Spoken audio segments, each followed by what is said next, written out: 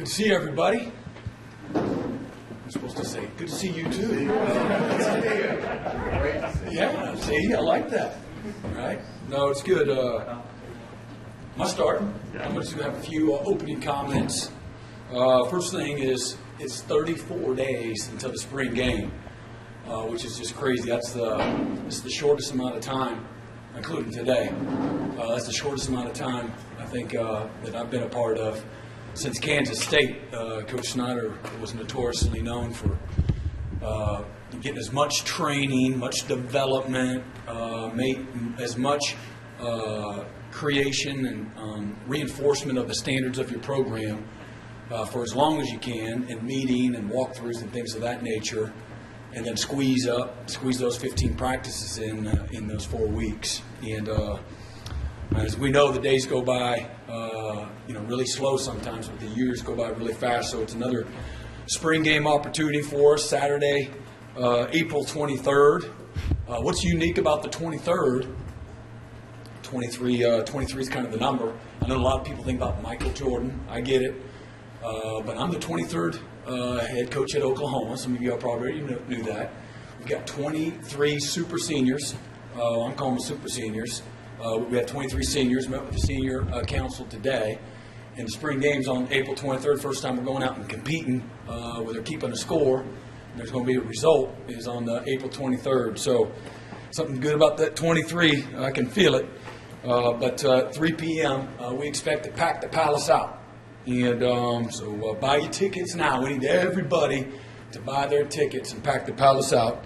It's going to be a great day for families. It's going to be very centered on families and having a lot of fun with pregame activities and tailgating opportunities. It's going to be a lot of fun. So it's going to be a great day.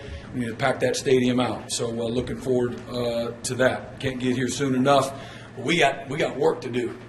And just going back and kind of how we got to this point, post-recruiting and signing day, our guys have been working close to 8 weeks now. And really excited about the off-season program that we had. As we know, this is a developmental game. You only play the game actually 12 times a year where you have play an actual game. And so you practice this game a lot more than you actually play in a game. So we're a developmental program. We're going to really pride ourselves on that and developing in every way, physically and mentally.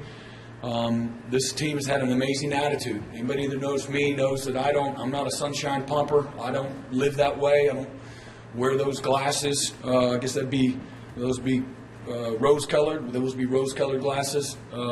Just never lived there. Just sometimes that's not a fun place to live. I'm a little more negative sometimes, but I've been just incredibly impressed with the mindset and the attitude and the buy-in of our players. They've had a get-to as opposed to a got-to mentality, and there's just a very refreshing, innocent thing to be around, and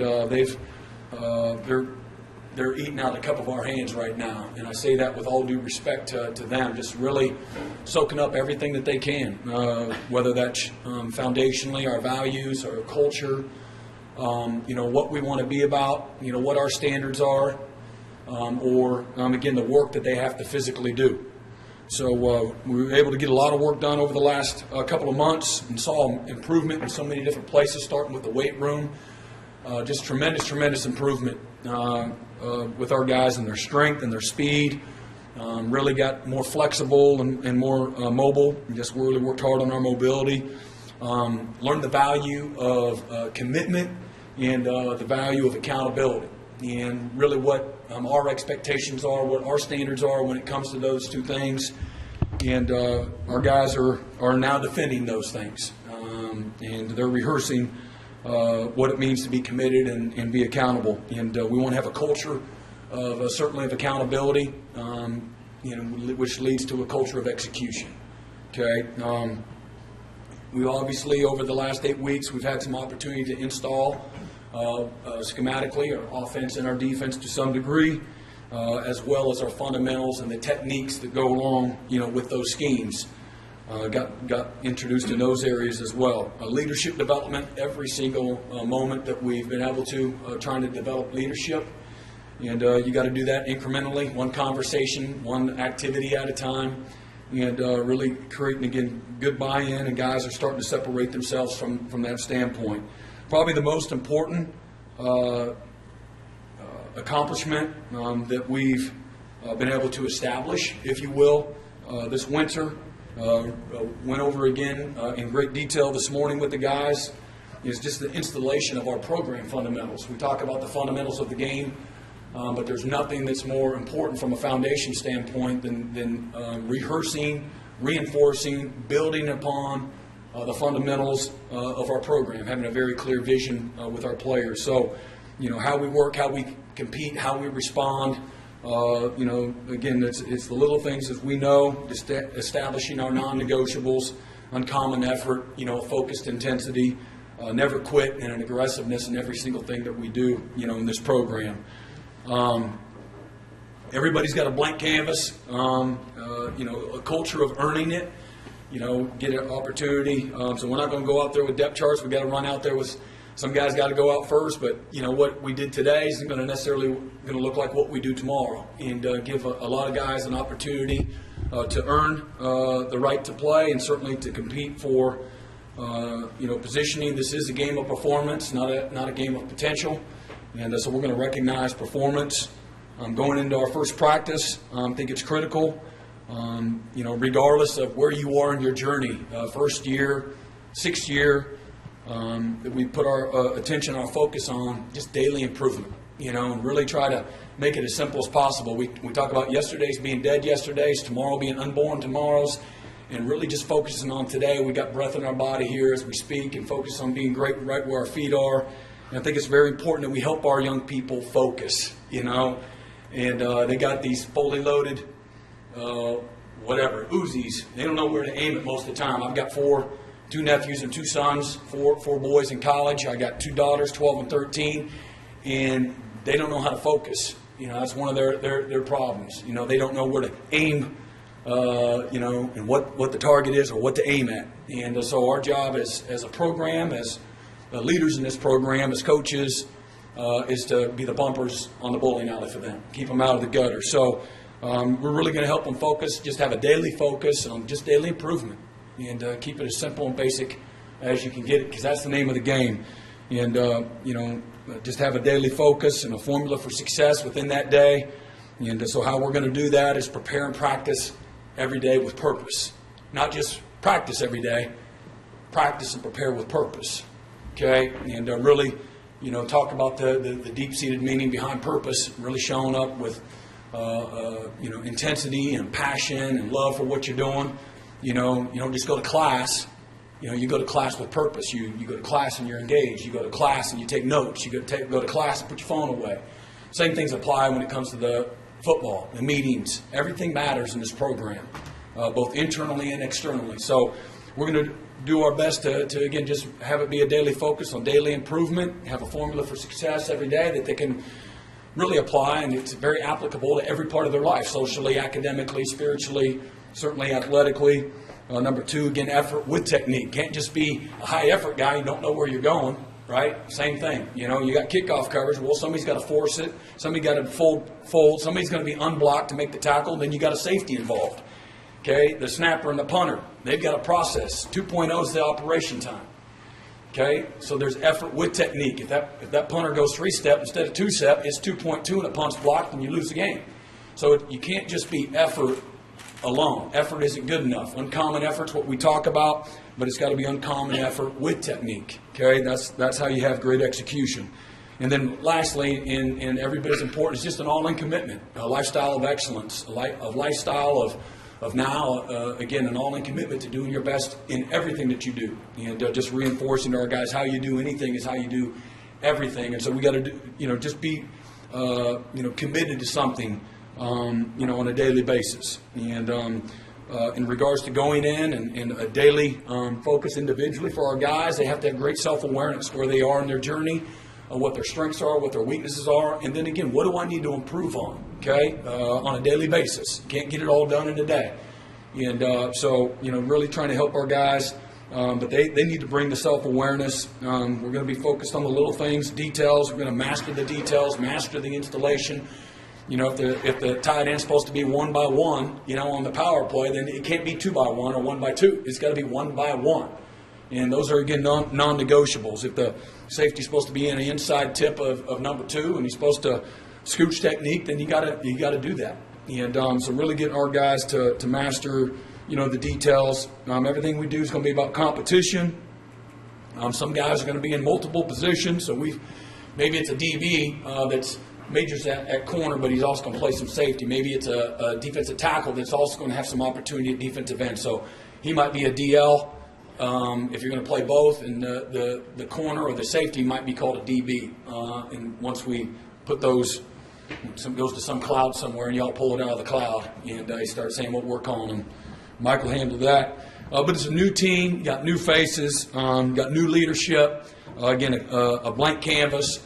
I know that we have a very rich history and tradition here of success, winning this program in the modern era. We've played 7 national championships, won 50 conference championships. And when we take a back seat to nobody, I know I've promoted that. Was a very small part of it for 13 years. But none of that really matters. And I say really, I'm trying to be nice. None of it matters what we do moving forward. It's as simple as where our focus is, the work that we put in today and moving forward. And, we got to start completely over. And as we move forward, we could go win the national championship there. It doesn't matter. This year, when it comes January, we're going to turn the page and we're going to start over again. And we're going to go right back to the beginning, right back to the basics, right back to the fundamentals of the program. And my job is to reinforce those fundamentals, a vision of our program, what our value system is, and try to get our players to completely and totally buy in, be immersed in each and every bit of that. And the football part of it is an extremely important part of that, but foundationally and longevity and sustainability, I think it's very important that we keep the main thing, and that's what that looks like when it comes to a football standpoint. Hard to assess the progress, quote unquote, of our guys with no practices yet. But again, as I said before, just very pleased holistically of the buy-in, of the acceptance of the reestablishment of many standards, and in many places it's a very hard to reach expectation. But our guys have responded. We certainly have not been perfect.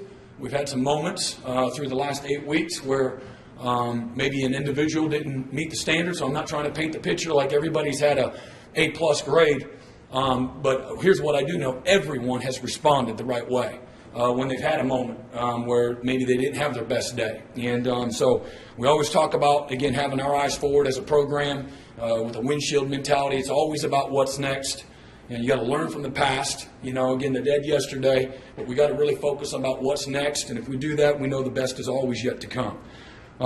We have 11 mid-years out of high school and 10 transfers, so a total of 21 mid-years that for the first time will be taking snaps for us wearing a Sooner uniform.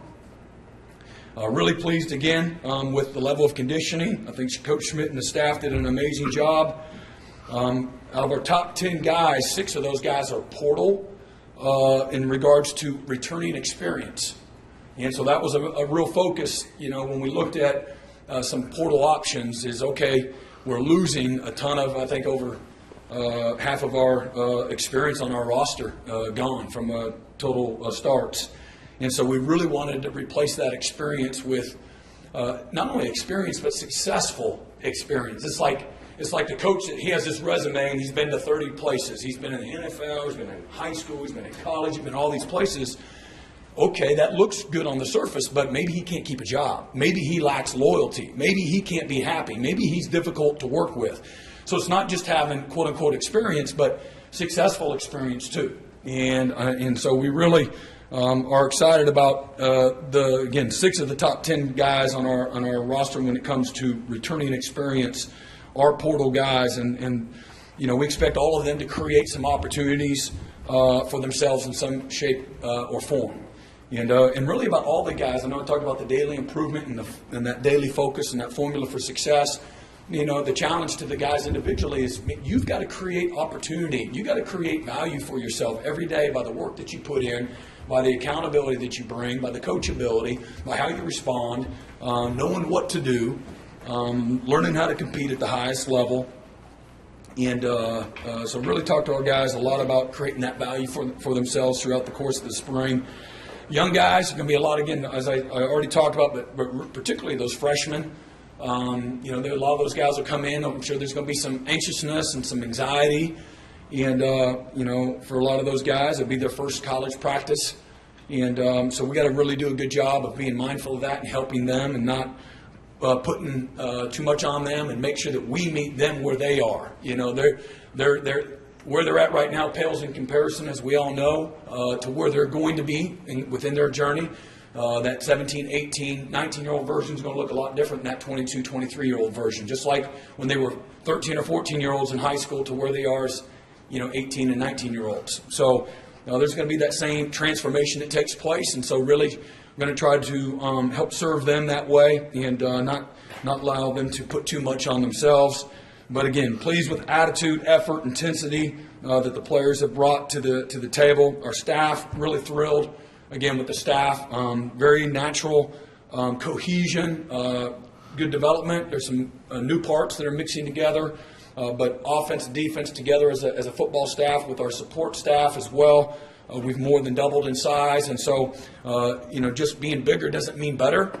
Some people will trump that. We got more. That doesn't necessarily mean anything. And but to me, looking at efficiency and the delegation of responsibilities, and then the accountability that goes along with that to make us, the most efficient program in college football. And but really excited about where we are together as a staff. The relationships that we have, the trust that we have developed. Some of it has already taken place because of relationships prior, and some of it has fit like a glove, like I had hoped, like I had envisioned, and that doesn't necessarily always happen. And but the first experience doesn't necessarily mean it tells the future either. I don't know if I said that right, probably didn't. But one of our first staff meetings back in 1999, where we were out of the Residence Inn. We had some good times over at the Residence Inn, our staff meetings that were over there. Remember, there's some trailers out here. There was no full-time football facility yet. So through whatever it was, December, January, we were staying at the Residence Inn, and then we were on the road recruiting.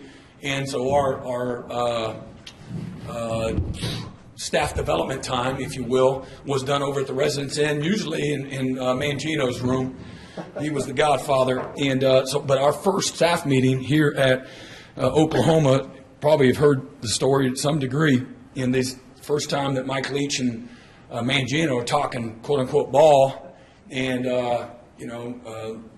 Leach he's a man of few words, and Coach Stoops was introducing everybody, and he introduced Coach Mangino as the run game coordinator and co-offensive coordinator, and somehow, some way, we got on the ball plays, and then like in one of the staples of Mark Mangino's offense is to run the power. So you block down, you double, and you kick out, and then you pull a guard around, and well, that was not in the power was not in Mike Leach's offensive playbook. So after Mangino tells him, what he's going to practice, he can't wait to put that in, and out of the spread concept, and Leach is standing there with his coffee, and he says, well, you can practice it all you want. I'm not calling it in the game. And he was like, that's it. So that was the first staff meeting. So that didn't go off very well, but as y'all know, it ended up pretty good. So 1 year later, we win the national championship. But anyway, we've really had a good time getting to know one another and working together and putting together a good game plan going into spring ball. But it couldn't be, again, more pleased with the players' hunger and thirst for structure, accountability, discipline. If I've had one, I've had 1,000 conversations with players that have come up to me and said, thank you for the structure. Thank you for the accountability. Thank you for the attention to detail. Thank you for the discipline. And so, you don't necessarily need that, whether they're excited about that or not.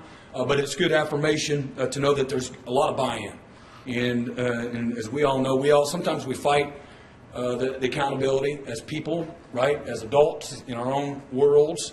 But we all know we need it to be successful, to sustain, to have longevity, doing anything successfully.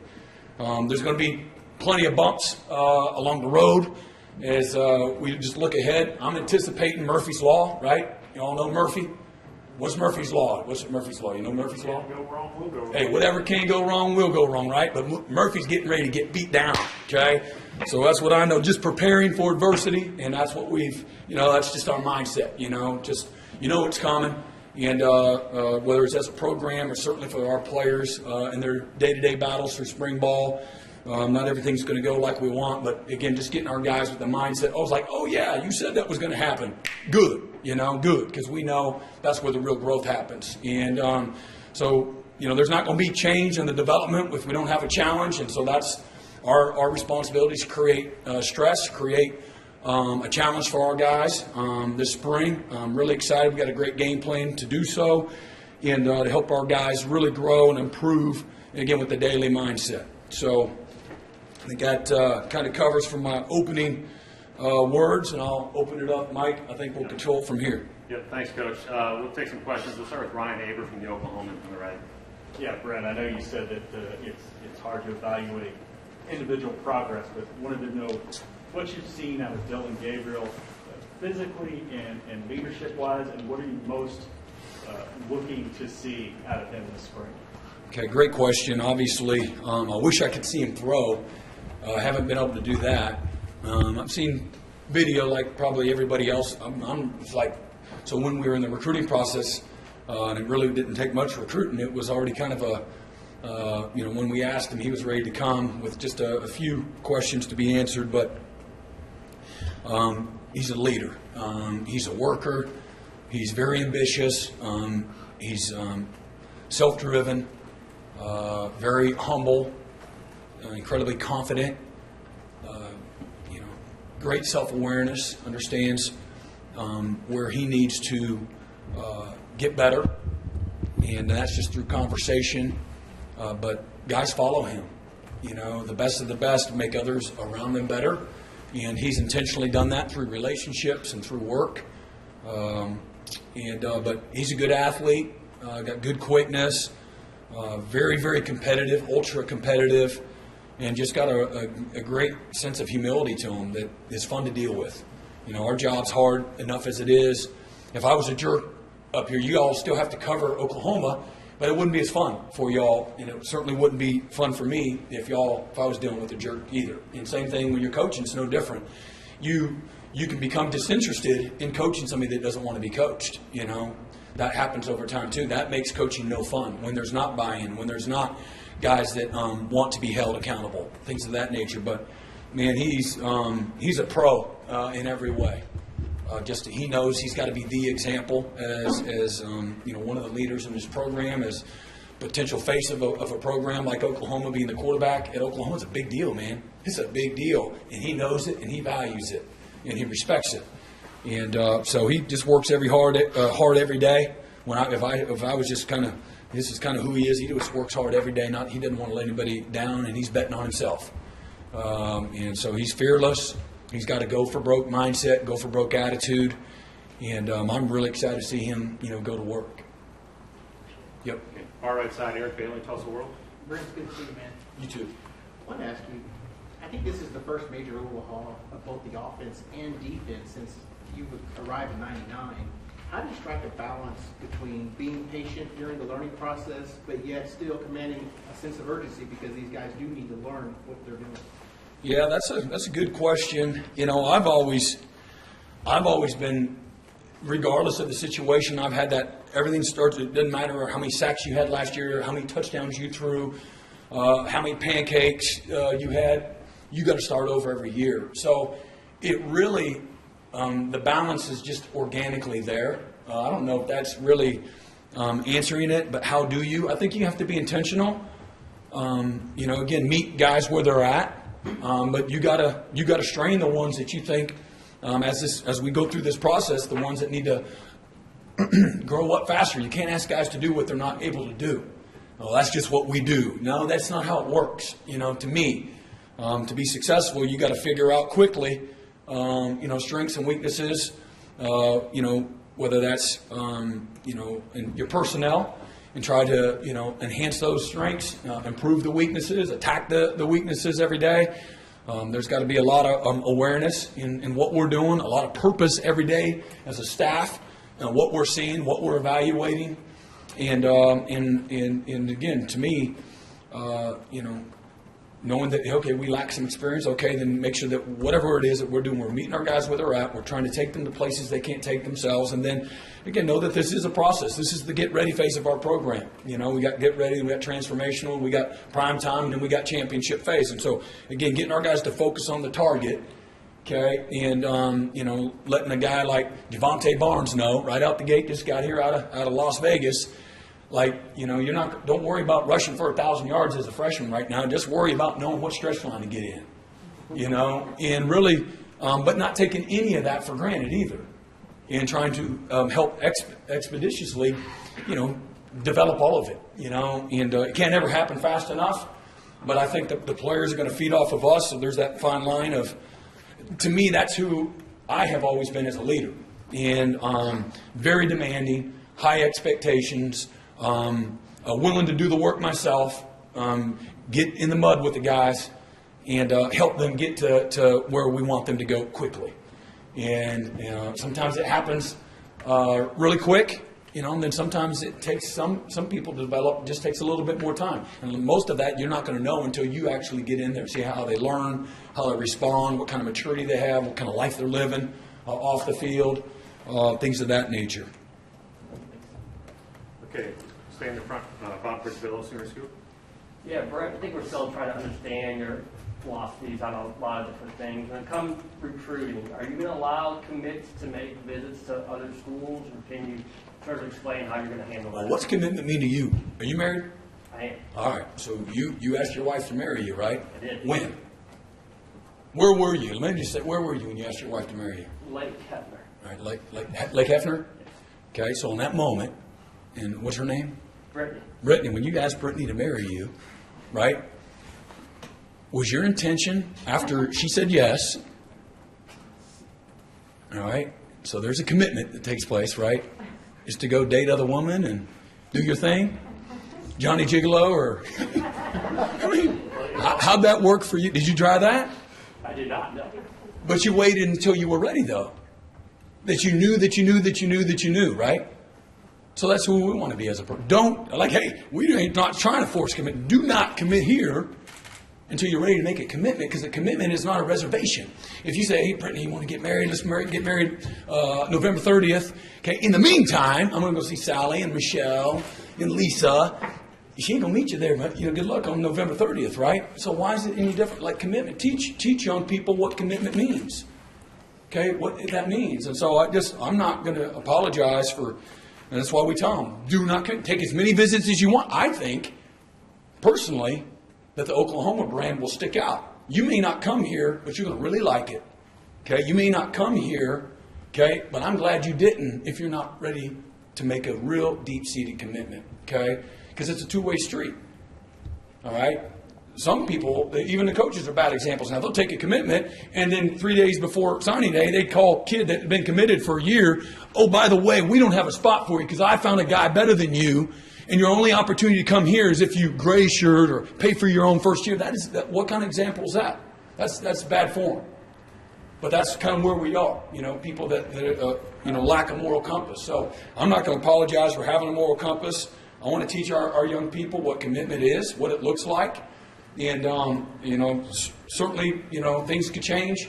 Maybe there's flaws in that thinking. But I know there's a lot of flaws in taking a commitment, making a reservation, and then going to go doing your thing. How can I manage a roster, or who else I need to offer if I got 9 guys committed, but they're going to Bama and Georgia and LSU and A&M?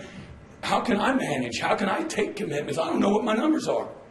And so it's just my way of trying to manage the roster the best to my ability. And, again, teach our guys ethics and morality, and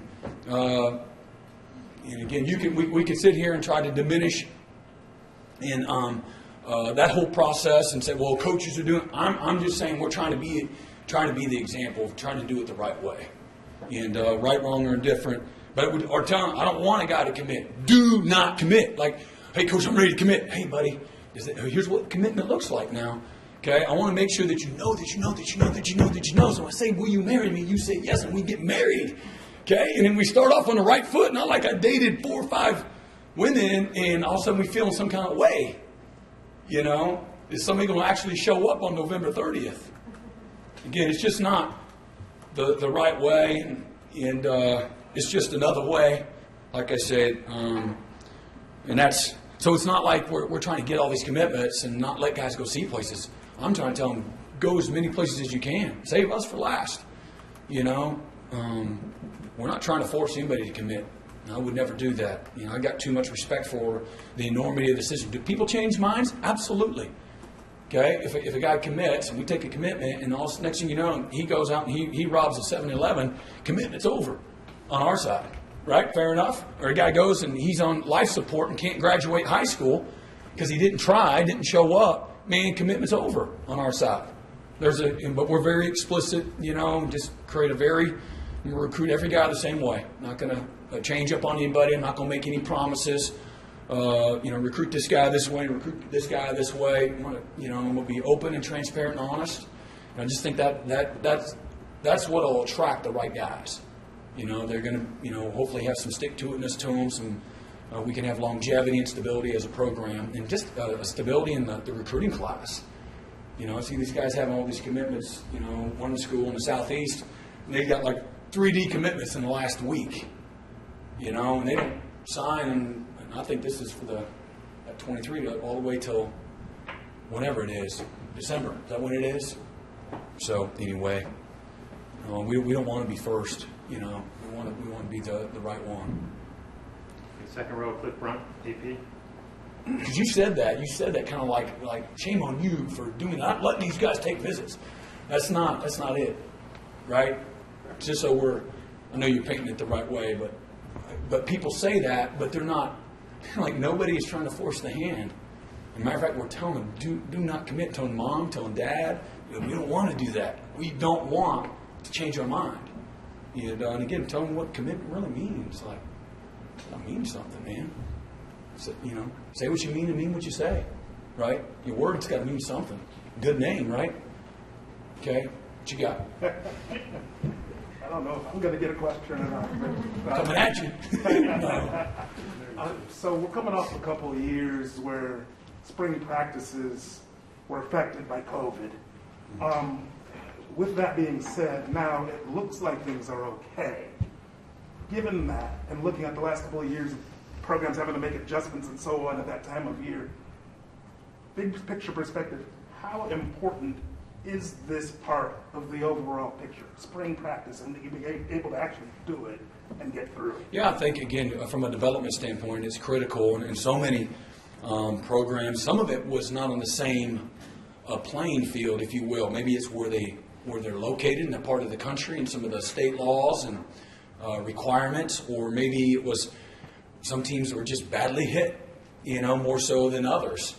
And then some teams just, they opted out as a program, whether that's in the spring or that's in the, during, say, bowl game preparation. You get an extra, give or take, 12 to 18 practices of continued development. Because again, I started this is a developmental game. And so whether that's the weight room, whether that's the mindset, whether that's being committed to something, and teaching our guys, what those standards are, all of those things, programmatically, foundationally, and then the physical place, in the grass, in the weeds, on the field, in the execution, in the precision, everything was affected. Not everybody the same, but everybody was affected dramatically. So, yeah, it's going to be, again, knock on wood, right? That it'll be a back to normal, so to speak, and from just having your guys and not having the issues or the virus to deal with and things of that nature. Okay, let's go front row, John Hoover, SI Sooners. Brent, you've been here almost 4 months now. What do you know about this team, the players? What do you not know, and what do you want to know going forward? Yeah, so, yeah, well, again, I think just to reinforce, what I said, I believe in the buy-in has been there, the acceptance, the thirst and the hunger for structure, for accountability, for discipline, for relationships, they love the soul mission and the holistic, approach. Just help guys be better young people, help them figure out their journey. It can't be all about just ball. I'm just talking about being ready for life. Like life's coming, like quickly. It's right over there. Okay, and you may not. This is a young man's game. You can't play it forever. And so, just guys have loved the importance that we've placed on focusing on the total person. If you will, it's a very real thing. You can't fabricate it, and you can't just do it like, okay, now we just developed a man by one day. It's just changing the direction of the sail, so to speak, as a program, and you can do it all, but it can't be all ball. It's like, again, I was talking to Teddy Lehman. He likes to play roulette. He thinks he knows how to play roulette. Well, look, too often I see young people in athletics, in college football, they show up and they're going all red or all black or all even or all odd. They're putting everything on that. And it's a very empty place to be. And I don't want our guys to come in here and be that way. You can still win at the highest level, do it the right way, and prepare these guys, equip them, empower them, not entitle them. If you allow them to be all about ball, like, this guy, he's skipping class, he's up here, somehow he's staying eligible, but I don't know, does he go to class? You're not taking any opportunity to develop relationships, and it's all about 6'2", mount, and throwing touchdowns. I think that's a very dysfunctional place, to live, and I just don't believe in that. That stuff will come later, I presume. What's that? As you get to know the team, that stuff will come later. What's that? Whether you can kick slide to the left. Or No, I think it's all important. I think you do it all. And so what do I know? A lot of that, we haven't been on the field yet. Right. And so what have we been able to do? We've been able to work them out. We've been able to make sure they know how to show up on time. We need to teach them the value of having the right mindset, understand big team, little me, making sure that we're doing everything we can to recognize performance, okay, in our different ways. And because words are powerful. There's life and death in words. And so we've got to make sure that we're speaking life into them, intentionally, purposely speaking life into them, not lying to them, not tricking them, just being real with them and honest with them. So from an evaluation standpoint, the football, the workouts and things of that nature, just having our processes in place that we can recognize performance and correct when it doesn't meet the standard. And again, reestablishing, rehearsing our values, what we want to be about. What's going to be the most important parts in this program is graduation. Okay, so it's not okay not to go to class. Okay, it's not okay. And so they're watching me. Okay, I said that, now what? What are you going to do? Okay, so we'll see. And so we've had accountability teams. We put those together within the first week of being here. And, so just to try to find different layers of certainly communication, like I've been talking about, and then layers of accountability. It can't be just me. It's our whole program. It's programmatically, it's me, it's our staff, it's our support staff. You have to have some guidelines for the guys. Some people call those rules. Call them whatever you want, but just you're establishing all of those things. And none of it happens as fast as you want it to. But I know this, we're moving the needle in the right direction in all those areas. I feel really good about the processes that we have in place now. And again, we're not anywhere close to where I want to be in any of those things off the field or on the field. And but from the players, their attitude has been terrific. It's just been a lot better than maybe I anticipated. I just thought there would be a little bit more, just a little bit of pushback. There's been none. And maybe some guys, they decided early on, even maybe some of before I got here, that, okay, this isn't what I signed up for, which that's okay. You didn't sign up for it. That's okay. You have that right and that opportunity to move on. And so maybe that's why we've done some pruning that way. Some of it's hard to evaluate, but in regards to effort, in regards to consistency, showing up with the right mindset, showing up with the right kind of effort, good body language, leadership, communication. It's been really good. It's been really good on and off the field. James Hale, CBS Sports Radio. You know, Brent, how difficult is this install going to be with your new defense and your new offense from what they have been running? It seems like there are some major differences in what they were running before. So how difficult will this install be? I don't know. I mean, I think they're straining it no matter what. I always, obviously the first hurdle is just learning a new language, okay, and both sides of the ball. It's like, so since we got here, hey, here's the playbooks. Hey, fellas, here's the installs are already there. You got to go watch them on your own. You have built-in, you have 8 hours. Now we're going to 20 hours a week. You have some, some parameters on what you're able to do with your guys. And so, I think the player buy-in, guys that have done it on their own, has been good in trying to, break the language barrier. I think that's the number one thing from an installation standpoint. And then the fundamentals that go along with those installations. So in some of our 8 weeks of, mat drills and speed school and things of that nature, we've been able to incorporate some of that so that, when we start up this week, it won't be as new, as foreign for them. But I think it's hard no matter what. Like, I think there's real strain and stress, whether you've been here for 10 straight years or it's your first year. And but I think being an effective teacher minimizes how difficult it is. I think being a good motivator, inspire guys to learn and be hungry and show up so they can sponge it.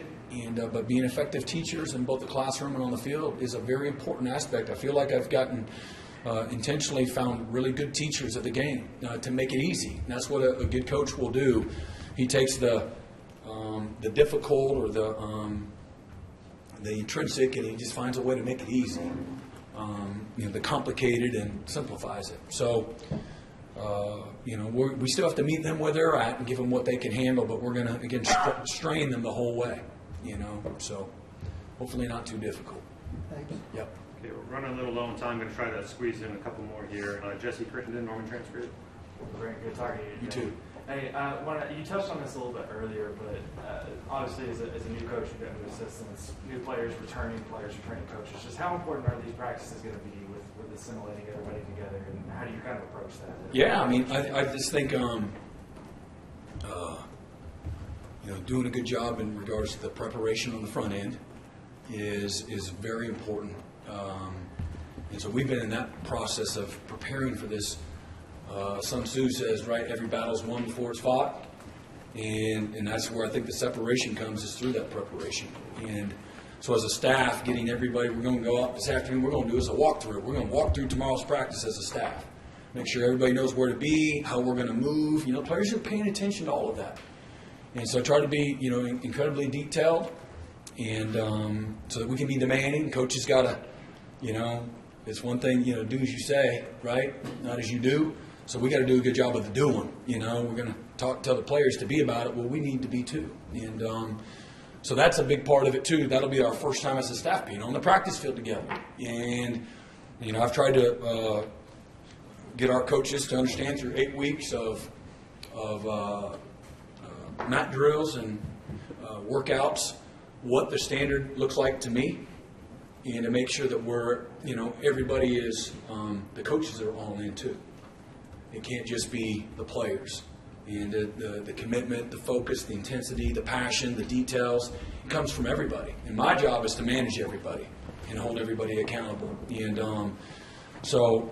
but you got to create the awareness for everybody. And but the cohesion for us on the field is an incredibly important aspect to having a good practice. And so we're going to do that. And then I think you maybe had a two-part question. You said you were talking about us being the first time on the field. Is there another part of that? Did I answer? How you approach that as a coach? Okay. How I approach it as a coach? Yeah. I just, you got to rehearse it, and you got to go through it, and you got to put the overheads on. We got the satellite pictures, and and then where Group A, Group B, and then when we go to this drill, we're going to all move to this field, And so then on their practice schedule, they literally got a dot to dot. I mean, it's dummy proof. Okay, for the coaches, open your script up. There's the picture. Oh my God, I'm on the wrong field. Right? That might happen tomorrow. Okay, so God bless them if it does. Jenny Carlson, the Oklahoman. Hey Brent, any Mangino Leach stories you want to tell from here on out? I'm all in for those. Now my question though was, obviously you talked about the fact you've been readying for this opportunity to be a head coach for a long time, but now that you're several months in, when you think about the way your days and hours are spent, anything that has surprised you at all about just where your time goes during the day or during the week?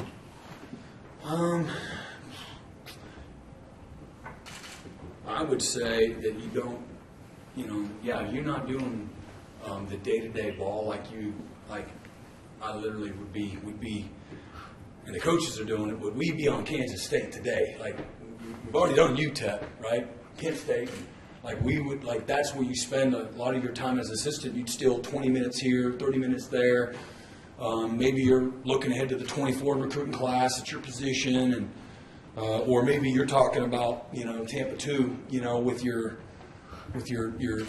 back seven guys, and so you pulled a little bit that way. I still have time for ball, and then once we get what we got to do for me and my schedules starting tomorrow is kind of reorganize my schedule. Now that we're getting into the spring, like we will in the fall, I've got these 5 hours that are dedicated, these 6 hours that are dedicated just ball for me. And this is the exact time, so don't bother me during those times. Everything else, unless it's a complete emergency with a player, players always have an open door for me. But try to organize moving forward starting in the spring that way. But I really like it. Like, I don't like people, there's no way he would like that or he wouldn't be good at that. Like, why? Like, again, you put your heart into it.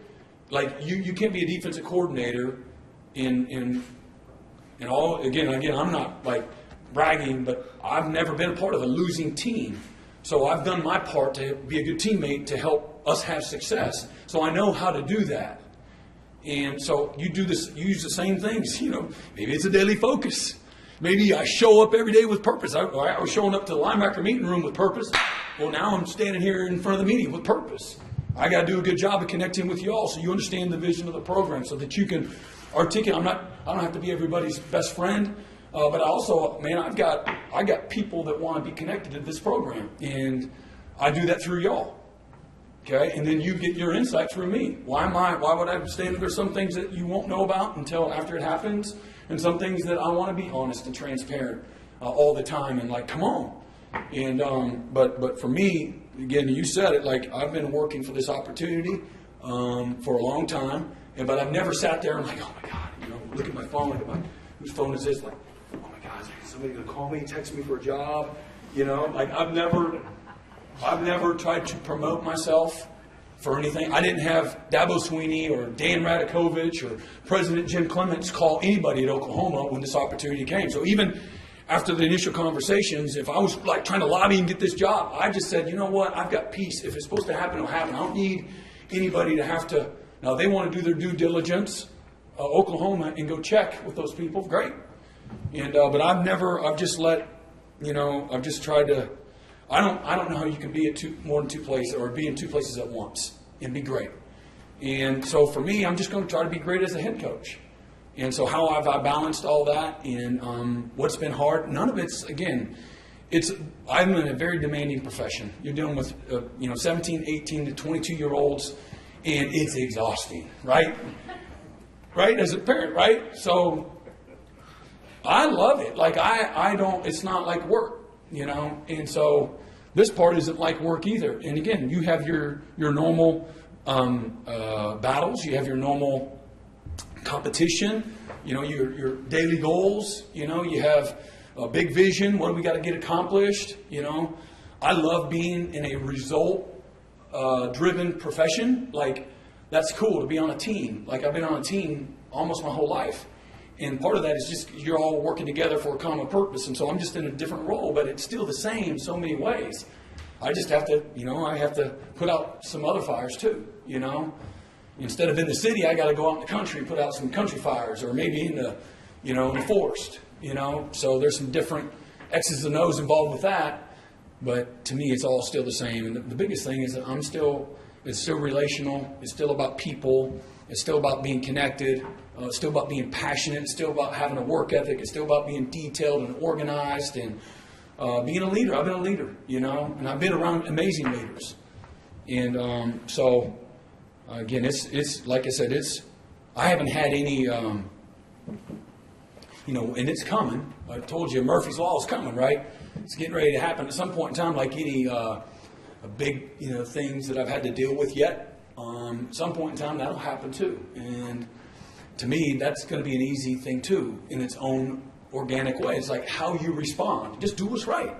And then you're always going to be on the right side of it. You're not going to please everybody. Everybody's going to judge you and everything else. I've never been worried. Like making the call in a game at the most critical time, I've never put together a game plan or made a call in a game where I was worried about what everybody else is going to think.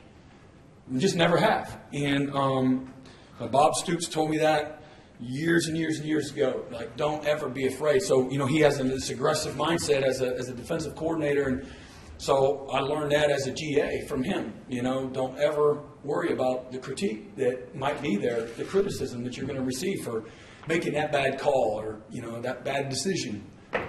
Just how you respond, I think, is what matters most. So, Coach, it's 2 o'clock. Do you have time for one more? Gary, do you have one? You have time, Brent? yeah. This is Grant. You may have already covered. If you have, please keep yourself on. You weren't listening? My man was texting back there. My phone's up there. So. Hey, he's still dating. I'm kidding. I've listened to you for a long time. I'm not going to stop now.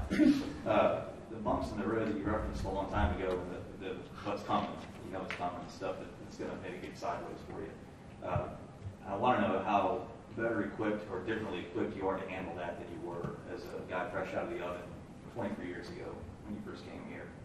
Yeah. And if you feel it's going to be different as a head coach than it was as a coach. Yeah, like the target's a little bit different in some ways. Like you still have it to a certain degree, a lesser degree if you're in a coordinator spot. Sometimes a lesser degree, but it's still everything starts and stops with you, which it should be. And I've been scarred up. That's what I'd say. I got lots of scars. Some of them that are visible, some of them that aren't. Some of them are as a husband and a father and a brother, as a coach. Some of them are on the field, some of them are off. And just through again, just being scarred up, going through stuff, going through life has prepared me for the continued adversity. Again, foundationally, I feel like I got a great foundation. I keep the main thing, and I don't sit here and promote, what all my beliefs are. But I think my belief system and foundation of faith and surrounding myself with good people helps me. It's not like, again, I have good counsel too. That's why I hired the staff that I did. And so, decisions are made, many times I'm going to have the final say, but you corroborate with, the people that you surrounded yourself with, good counsel. And so I know I've done that. I have a great deal of peace about that. And then again, I'm from a leadership standpoint, I work at a place, there's nowhere in college football that has better leadership than what we have here at the University of Oklahoma. And so I think, because I think that's important, that, it's not just me, even though I'm up here at the pulpit, I get that. Like, I'm going to, which is, again, that's fine. I'm okay with that. But I just think through, again, you said, through your 23 years, lots of experiences. And some of it has gone very well and some of it that hasn't. But you have, even in those different roles, you've had lots of decisions to make and lots of adversity and lots of failure, Nobody likes it. Everybody loves the mountaintop experience. Nobody likes to be down in that valley. That's a tough place to be, and as we know. But growth and the improvement process can be very discouraging sometimes. So you're not vulnerable or susceptible or any less susceptible than anybody else. And so through all that is kind of sharpens you up and equips you. And then again, I've had amazing people be great examples. So I've just tried to be very aware of people that have been in leadership positions around me in day to day, and lots of big decisions. Like Bob Stoops that day. So I recruited Brent Venables, and so that goes down right on the first day coming back. Had no idea that Brent Venables is no longer going to be here, and Paul Thompson's the quarterback, and he's moved from receiver to be our quarterback since 2006, right? And I was like, whoa, it's 3 years recruiting this guy. So I'm getting young, linebacker coach. I'm like, hold on, I'm like, can't we just suspend him a couple games? And you know which games I was thinking, like those games, like we're in charge. And for me, so like I'm taking you back to this place because I didn't have the answers. I wasn't equipped then. And but Bob, who was like, no, I gave him, and I'm not trying to rake, Rhett back in under the coals, but I gave him 3 opportunities. He was dishonest. I gave him some grace, and he was still dishonest. And I got this team. Bob's had a career of doing what's right. And what a great example of that was for me at that young time. I'm kind of like I said, I don't wear those rose colored. We'll be fine. I don't think like that. I'm like ready, like timber, yeah. And and then I went to Clemson, my first year at Clemson. So we're going to open up with Auburn. Our first game was we're going to play in Atlanta, where I guess Clemson at the time thought we can't beat anybody in Atlanta. There's some curse in Atlanta, like Clemson can't win in Atlanta. I was like, God, why does everybody say that? Like that doesn't have to be true, but everybody thought it was true. So all spring I got baptized because they had Nuke Hopkins and they had Sammy Watkins and they had Jerome Brown and they had Henry Ellington and they had